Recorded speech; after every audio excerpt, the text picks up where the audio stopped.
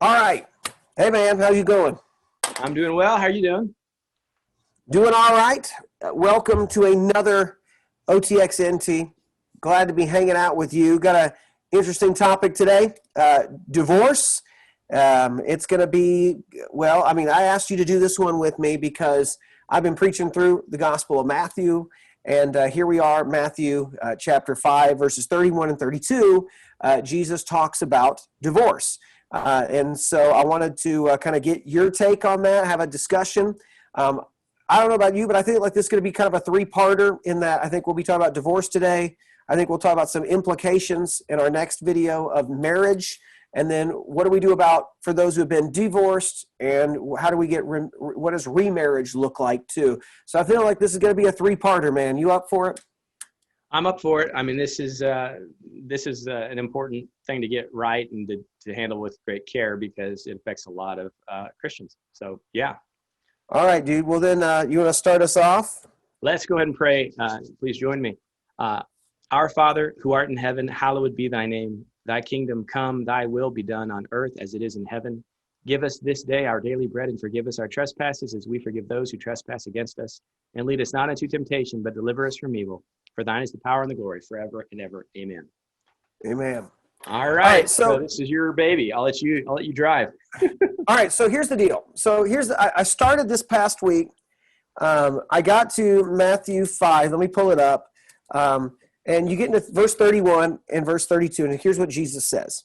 He says, "It was said, whoever divorces his wife must give her a written notice of divorce. But I tell you, everyone who divorces his wife, except in the case of sexual immorality, causes her to commit adultery. And whoever marries a divorced woman commits adultery." So that was my passage. And okay, so here is, in a nutshell, kind of where I fall on this, right? I think there's a lot that hinges on what does the word sexual immorality mean, right? So behind that is you being a Greek guy, porneia, and I know that is it's a fairly broad word, and it's different. It's not the same word that Jesus used in the passage right before for adultery. So I guess that's the first thing I want to deal with, right? Is it seems like, right, and I know that you and I have to kind of go through these opinions. It does seem like what Jesus is saying, and kind of where I land is that there is a reason, a legitimate reason for when a divorce can happen. He's giving that reason right there, right? That he's quoting Deuteronomy 24, where Moses is saying, hey, if there, and I'll just, so I don't butcher that one, Deuteronomy 24 says, if a man marries a woman, but she becomes displeasing to him because he finds something indecent about her, he may write her a divorce certificate and hand it to her and send her away from his house. And a lot kind of centers on what does that word indecent mean as well. And I know during Jesus' time, there's the debates, right, about kind of the two schools. One is an anything goes.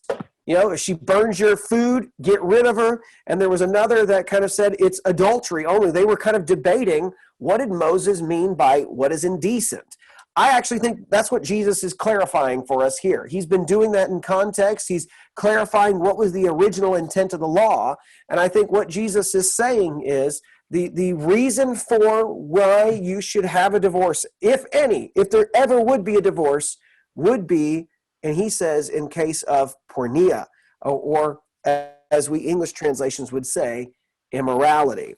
So I think that Jesus is clarifying what indecent means there, and I think he's giving the one reason that would be allowed for divorce. Now, there's a second that Paul gives us in 1 Corinthians 7 that we can deal with, but I want to deal with, at least in this scenario right now, about that. So where do you land? What do you kind of think about this so far?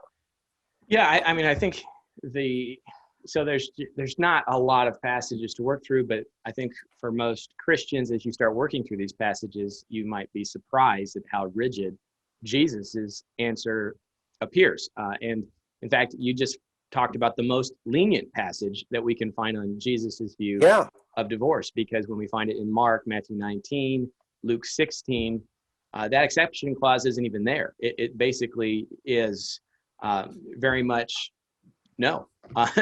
And so, I've got the Mark passage. Let me pull that one up here.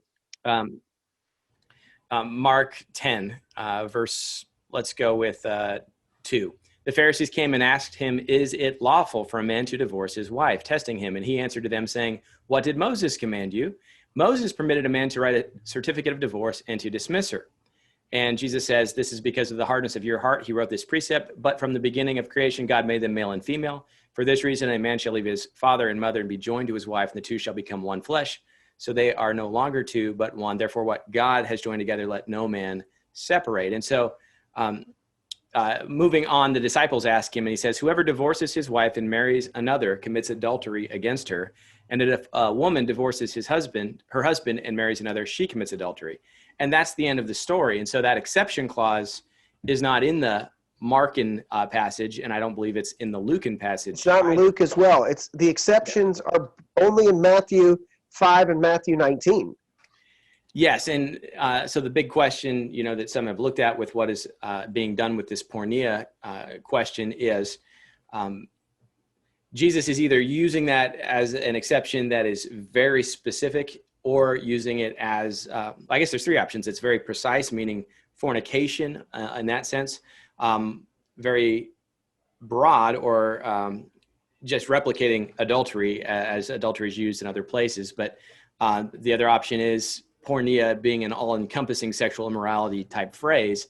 The problem I have with that use of it is that it kind of becomes a back door to just about any reason that you want to be divorced. You can attach onto pornea in some very broad sense. And so that is where I get nervous about expanding pornea to be a very broad term, but that is a common thing to do in Protestant. And I think you're absolutely right. I mean, that's what essentially is happening is people are asking him about, especially in 19, can we divorce for any reason? And he's saying, no, you can't. But essentially, if we're not honest with the text, if we make it mean more, then essentially we're backdoor having it mean anything that we want it to mean, and we've gone back to the problem that we were just at. So when I was in seminary, it was the 3 A's. So that the Bible gives you permission to divorce for adultery, abuse, and abandonment. And that is generally an attempt to pull together the passages in the Gospels and in 1 Corinthians and see a broader picture of how this might work. And so the real question, which of course is a later discussion, is the question of remarriage, because that's where it really bites a lot of Christians down the road. But in terms of just permitting divorce, do you have to see all 3 of those aspects in the concept of sexual immorality, or do you see Paul providing a broader understanding of what is permissible now that the church is in existence? So I don't know, what are your thoughts on that? Yeah. So here's the one thing I think is kind of when I was studying this last week, one of the things that troubled me a little bit is people said, well, Jesus is not meaning to give all the reasons in which divorce is permissible. He's just talking about this case here in terms of on the immorality piece. And I get a little nervous with that, because then I think what that does is, once again, you're opening up the opportunity for, okay, well, what other things is he not addressing? And I think he's very specific here for a reason, right? I do think what Paul offers in 1 Corinthians is he's talking to church people now. And I think the standard that he's giving for church people is, he's not Jesus' standard still is with us, but one of now the unique pieces is, and that's the piece on the abandonment piece I want to look at too, is the abandonment is primarily about an unbeliever abandoning a believer. Right. And so that's the unique scenario of 2 people who were unsaved, were married, one of them becomes a Christian. Now somebody wants out because he doesn't want to be with that crazy Jesus person anymore. And that's the scenario saying, let it go. it's okay. But if they're willing to stay with you, stay with them, right? Right. And so I think that's a unique scenario. And I think the other thing to keep in mind is this is Jesus showing this is what he wants from his followers. And so I think Paul is bringing in that thing about what happens with unbelievers. And when that's added into the equation as well, when one doesn't hold to the same thing and one doesn't want it. So that to me is a big thing. The issue that also is a big deal is immorality, how you define porneia. Like if you do a search, and I guess, help me out here. When I'm teaching through this stuff, I usually want to look at the words that they use and see how was that word used in the Septuagint. Because if they're quoting Septuagint, I want to know, but I also want to know, how did the Septuagint use that word? What's the world view of the text that maybe they've got? And you look at that word porneia in the Septuagint, it's used of like harlotry, it's used of unfaithfulness. That's the big thing, is it's used in terms of prostitution, that kind of a thing, unfaithfulness. And so it does appear that that seems to be what is the case. I keep in mind what Jesus just talked about right before, which is adultery and adultery of the heart. And so part of me wonders whether he chooses a different word because of what he just taught about in the section prior, that he's saying that this is a little bit bigger than just simply I committed the act of adultery, but he uses that word to be a little more all-encompassing, to say that there are things that you and I do that are adulterous. And I think if the person remains persistent in those adulterous behaviors, I'm lenient in that, but I'm not. But I understand there can get very slippery very quickly depending on how you do it. And I'm trying to remember who was it that I read. Maybe it was Piper or Grudem that I read on this. It was talking about the importance of the local church to help you decipher what that is, right? About like whether or not this is a legitimate understanding of, yes, this is repeated unfaithfulness and would fall under that or not. So that's kind of where I'm at. What do you think? Yeah, I mean, so, John Piper's got a pretty well thought article on where his church landed on this issue. And of course, he defines porneia very specifically in reference to fornication, and argues that the reason Matthew is careful to put that exception clause in is because he's got the instance of Joseph and Mary, that Joseph was going to put Mary away because it appeared that she had committed porneia, that she had had a fornication relationship, and thus Jesus is on the way. And of course, the accusation made against Jesus is, is he not a child of porneia? And so Matthew is kind of defending Joseph, that they had not actually come together. And so this would almost be an annulment rather than an actual marriage, in the sense that they had consummated this marriage. And in that case, that's such a restricted approach that there really is no grounds for Christian divorce once you have actually been married and consummated the wedding. And so that, I think, is a very challenging viewpoint. And I've got to say that his exegesis is pretty tight from my perspective on that. However, that's not usually how it's been understood. That there have been general concessions for adultery being grounds for divorce. But for most of church history, that did not constitute grounds for remarriage. And that's another big question, because the passage in Matthew continues on, well, Jesus, if we can't remarry, or what you're presenting to us makes marriage seem it's better not to get married. And Jesus, that's the Matthew 19. Yeah. Why would anyone want to get married then if you can't cut this off, right? If there's no real grounds for divorce and then a second attempt at marriage down the road, then why get married at all? And Jesus doesn't say, well, you're right, let me clarify. No, he says, this is a hard truth, and you're right. It's a hard truth. You need God's help. And so, that's something I think that because divorce has become so commonplace in our culture, we don't wrestle through Jesus's very restrictive position. And again, if it's Jesus's position, it should be ours. So I would be content, to be honest, if Christians today would limit divorce to adultery or limit divorce because if they would just do that, I would be happy because it would limit the number of divorces that we have. Yeah. So really quickly, Piper, when I read Piper's article, I was swayed a little bit because I do feel like that could be the sense. To me, it's one of two. I think he makes a good argument because I think what Jesus is doing is clarifying Moses. And what Moses seems to be clarifying is that the possibility of right after you get married and you realize I've had somebody who's been fooling around on me the whole time. That seems to be either Moses is saying somebody who's been fooling around prior to your marriage because, it's been put together and you don't know the kind of person that was or anything like that. We read into it the way that we approach marriage today. It was not hey, I like you, you like me. Right. It's like you've been promised to me and our families have gotten to this agreement, but you've been a sleaze all the way up to this point, right? And so there's that possibility, or I think another, based on at least the word choice, this is somebody who after you've gotten married is out and about, right? And so I do think that there's a place to be lenient in that because it seems like it can go both ways in that. And I think you can be honest and open with the text like that.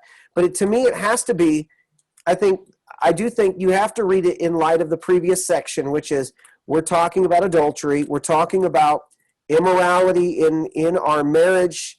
And I think that that should scare some people about your actions. Oh, it's okay. What I'm not really doing is hurting my wife or my spouse. I'm just, and I don't need to change these things. Like, no, I think you should, because that's a pretty serious thing you're doing.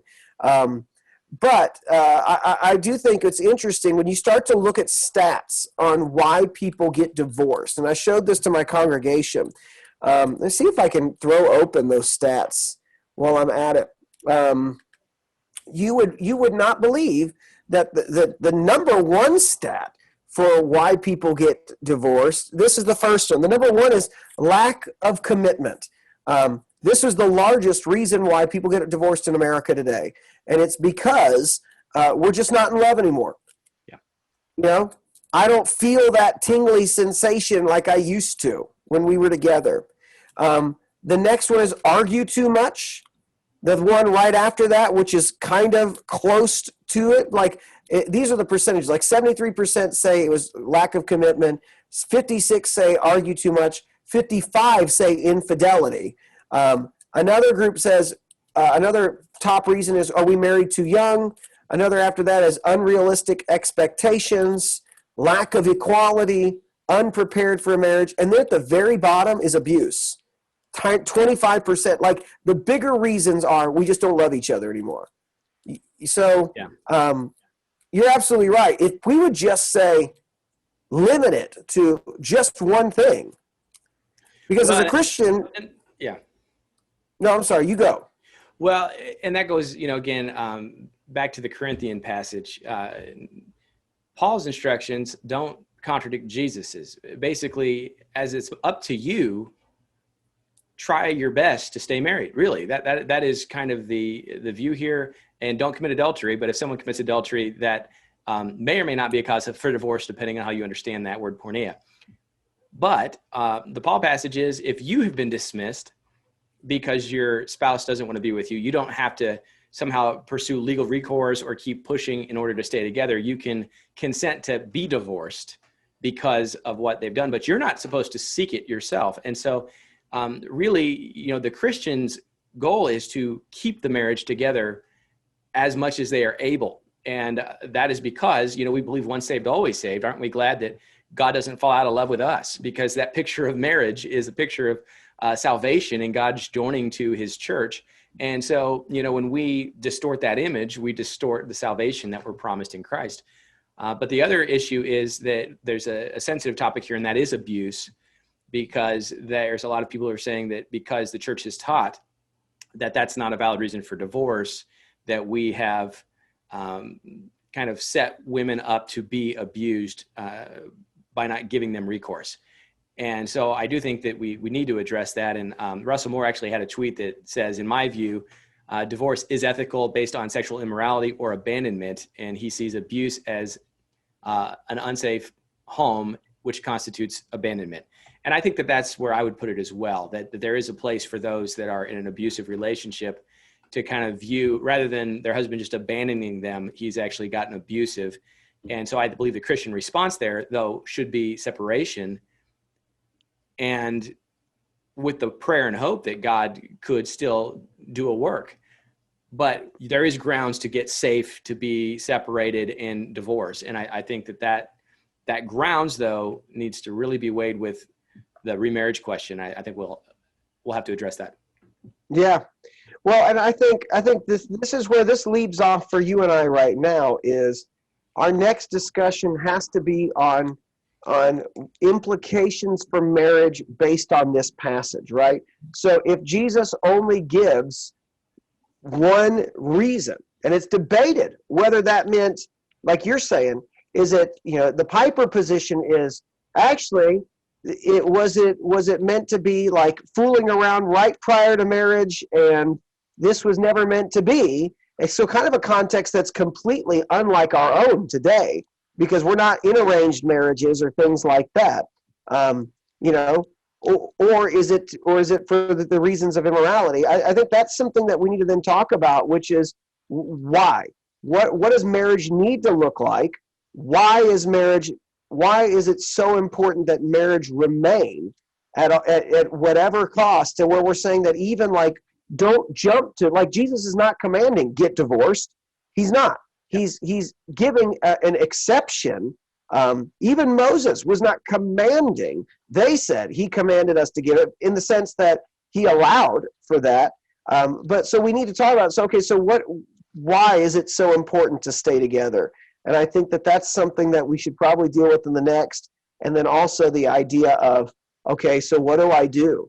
What do we do if we've got somebody who's divorced and they want to get remarried, right? What is the biblical position on that? Or maybe they're divorced and they're already remarried. Right. What is the biblical position on that? And so we need to deal with those necessarily, but let's do that for another time in the next one.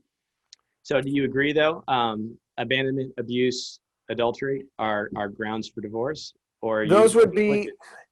So, yeah, I mean, it comes down to is on abuse. Is abuse in 1 Corinthians 7? And I know that I think Wayne Grudem has said, I know that based on word choice of Paul, he believes that that's part of the interpretation of what that is, that it's there. And so, I think that that's a little, but here's the thing, I don't want to make that one broad either. And right. So I do think that, what we should say right now is some of this gets murky. And I think having you and your situation and your church people kind of evaluate that, your leaders to look at that with you, I think is important to do.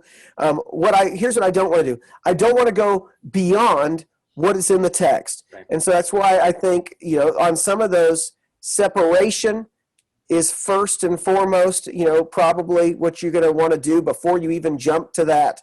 But yeah, I think I'd like to look a little bit more on that and read a little bit more on the 1 Corinthians 7, because at least I don't see abuse in the porneia. I see that as breaking the marital bond, unfaithfulness in your marriage vows.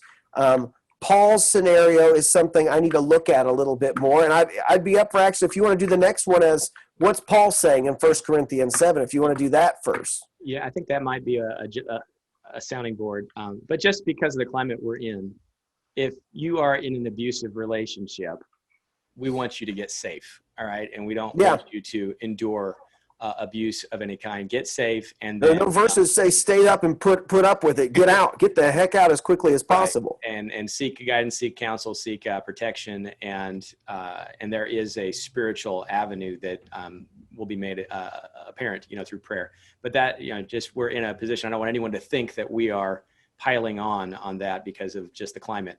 So get safe. And I do think that that's a good place to launch, but I think we're out of time. Are we? We are. So this is good. Let's deal with this. Let's get in the next one, and I'll write it down for our next video. Let's deal with abuse and 1 Corinthians 7. We got to deal with the other passage because one exception in Matthew 5. Let's deal with 1 Corinthians 7, and then we'll talk about implications of that. But I think you're absolutely right. We gotta take a little more time on that for sure. And so let's deal with it next. Stick around, listen for the next one as it drops next week, and we'll continue on. Our goal in all of this is just to try to figure out what did Jesus teach on this? What's the Bible, and not what do I think? What's my view, right? I'm trying to get my view. I hope is trying to find what Jesus's view was, and mold my view to his opinions and his teachings of that. So, there you go. All right, man. You want to do our Lord's Prayer now? Let's do it. All right. You giving the blessing. That's right. You did the Lord's Prayer. I'm doing the blessings. So thank you for the reminder of these things. May the Lord bless you and protect you. May the Lord make his face shine upon you and be gracious to you. May the Lord look with favor on you and give you peace. Guys, thanks for watching or listening, and we will talk to you next week. Take care. Take care.